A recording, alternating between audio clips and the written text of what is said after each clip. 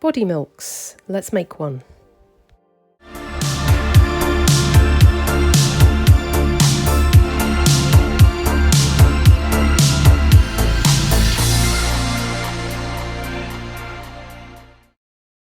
Pause to read, and if you want the formula for this, then it's on my Patreon, which is linked below. Right, this formula isn't perfect, it's a bit of an experiment. I'm basically trying body milks again. I did do a body milk formula on my Patreon. That was for a strawberry body milk, if you're interested in that.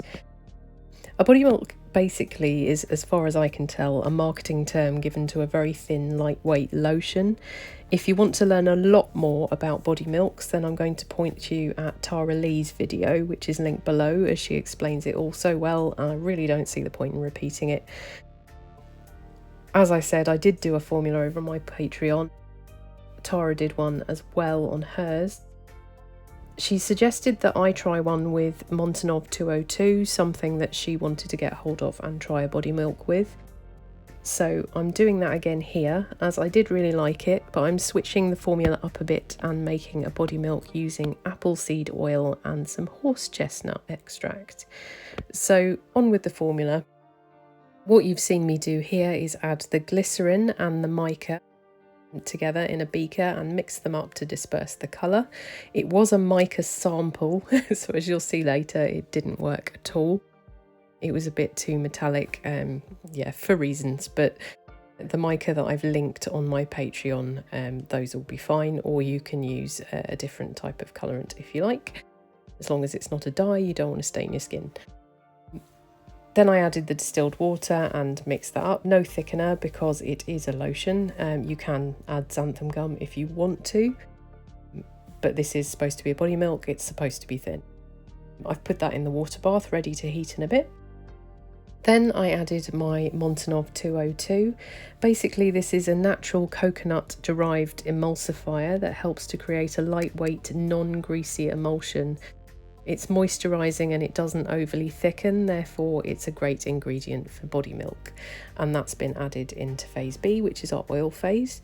Then I added some cetyl alcohol. This is to help stabilise the formulation and give it a tiny bit more thickness.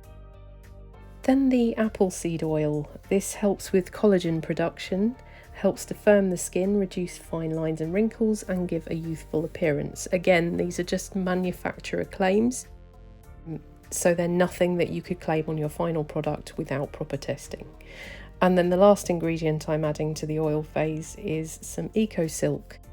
This is a natural silicone alternative that enhances the texture and spreadability of the product, and it also helps to prevent the greasy feeling on the skin. So I've added all of that together. I'm going to put that in my water bath along with the water phase. I've already weighed the water phase, including the beaker.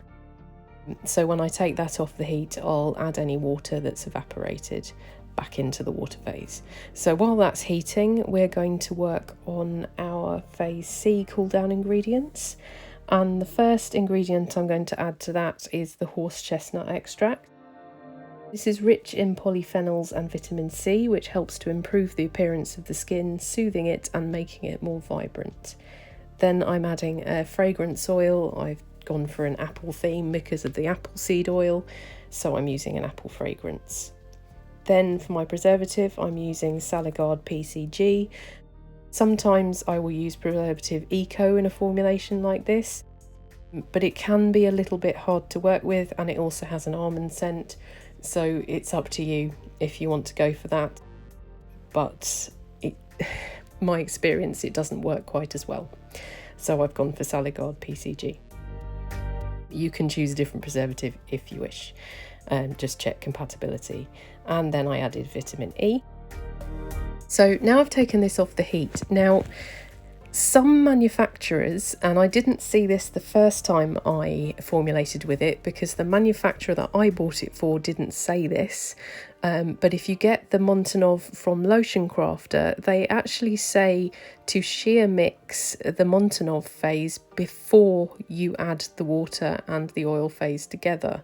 Now, my phase was too small to do this because of the shear mixer I've got. The blades wouldn't actually get to the mix, so I didn't do that.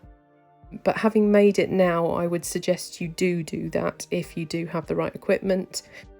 So if you have a mini shear mixer or if you have a homogenizer, use that. You will always get better results with professional lab equipment.